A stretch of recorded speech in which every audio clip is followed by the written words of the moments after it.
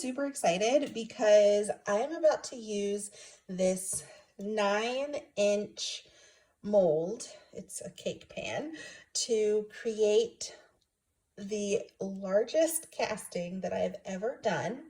And it's going to use that massive dahlia that I dried in a couple of videos ago. All right, so I have on my respirator mask. Hopefully I'm able to be heard. But here we go. So I'm going to do a layer of black. This project is going to take several days, like a lot of days. I'm anticipating probably 7 days. So just hang with me. And here we go. So this is a layer of black with some silver sparkle in there. So let's pour this. Now I'm using a new resin that I haven't used before.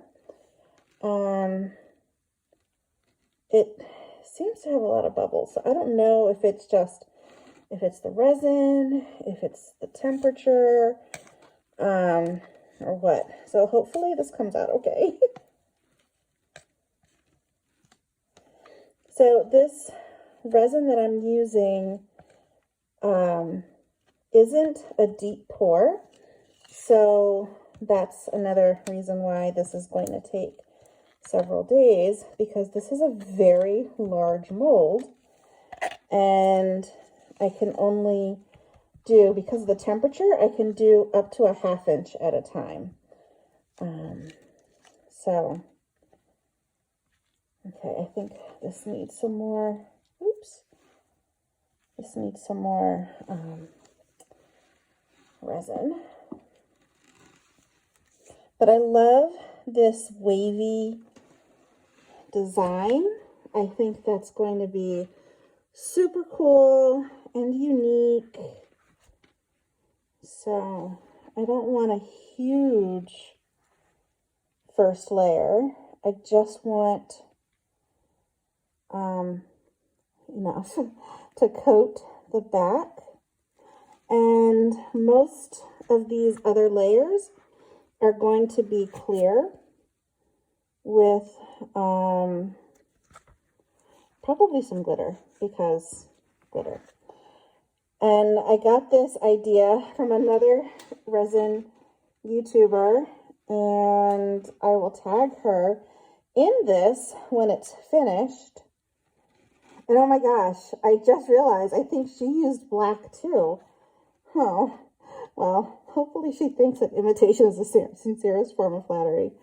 I was all excited. I've been loving using the blacks for a while, like this, all the different black resins and everything, the resin colorings.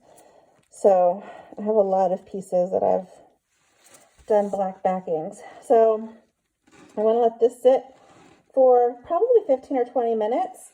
And then I'm going to pop our dahlia in here so that it can start to set as well. I'm just going to get these pieces off. All right, I'll be back in a few minutes. Okay, so it's been about like 30 or 40 minutes. I'm not quite sure. Time seems to lose all meaning when I'm casting resin. I actually had to pour a second layer or a second coat because, as mica tends to do, it was pulling the resin away from the edge. So I needed to add some more so I could get to the edges. So since I had to add that second coat already, I think I should be okay to put the flower in. So let me just give this another quick skirt with the heat gun.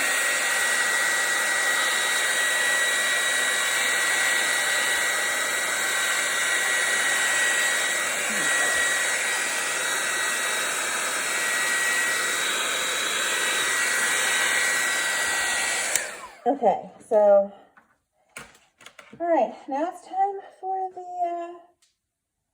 the dahlia. I'm trying to pick it up very carefully, not to break it or anything like that. Okay. So here's our lovely dahlia. So I should be able, yes, there we go. Drop it in. Let me take that leaf out. Oh, it's so pretty. Okay, so what I'll do tomorrow, tomorrow I'm going to drown the dahlia in clear resin and then put more clear resin around it. And then we're just going to layer and build as we go. So I'm excited. Hopefully this will look very 3D. I'm going to put layers of other greeneries and leaves and more flowers as we go and build. So fun times. So the layers are coming. I did not record me pouring the layers earlier, but I've added about 2 layers of clear, maybe 3. And then I added this greenery here. I don't know what it's called. It's from a shrub. And then I decided to throw the zinnia in here. So hopefully it works out well. If it doesn't, I'm sure I'll love it anyway. Hey guys.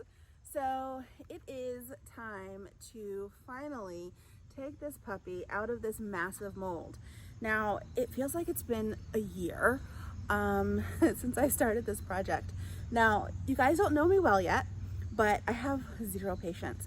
And so the fact that it has taken weeks and weeks and weeks to do this, and it's mind-boggling. And so I started this project because I really wanted to showcase this gorgeous dahlia that I picked from someone's yard, and then it just kind of spiraled from there. I was watching a YouTuber and saw what she created out of something like this, and I said, I want to try that too. So here it is. Now, it's not going to be like a huge shocking reveal because everything is front facing, unlike normal resin projects. This is front facing, so we still know what this part looks like, but I really am excited to see what the back is going to look like with the little waves, and also what it looks like from the side. So what I'm going for is, making the flowers appear kind of like 3D. So let's see. Now I wish I had a table right here, but I don't. So, okay. So this looks like it was a lot bigger, a lot thicker than it actually is. It's not as thick as I thought it would be, but it's kind of cool. So I don't know if you can see that. And it's big, like, look at that. It covers my face. But it's kind of cool. It's a lot more matte on the outside than I was anticipating. But the back, look at the back. Like, you've got these waves. So that's pretty dope. I don't know. I'm digging it, but I'm digging it. It's very dense. I'll have to measure it to see how many inches it is and weigh it to see how much it weighs. But it feels like it weighs at least 2 pounds. So, which isn't a lot of weight, but considering how dense it is. But anyway, it's kind of cool. Again, I wish it were not matte out here on the sides, so I don't get that 3D effect that I was going for, but I like it. And I'm glad that I like it because I was really afraid that I wasn't going to, or that something was going to make me cry about it, because this has taken so many weeks to do. And again, it feels like it's taken a year.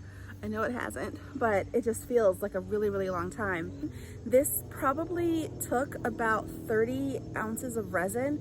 That's a lot of resin for sure. But anyway, I think it's really cute. So I'm I'm excited by it. If you like this video and if you learned some things, then please make sure to hit the thumbs up, because that will help to go a long way to support what I do here on this channel for you. And also, you know, subscribe if you're not subscribed, and hit that notification bell, and that way you can be notified every time I upload a new video. I hope you've enjoyed this tutorial, and I'll see you guys soon.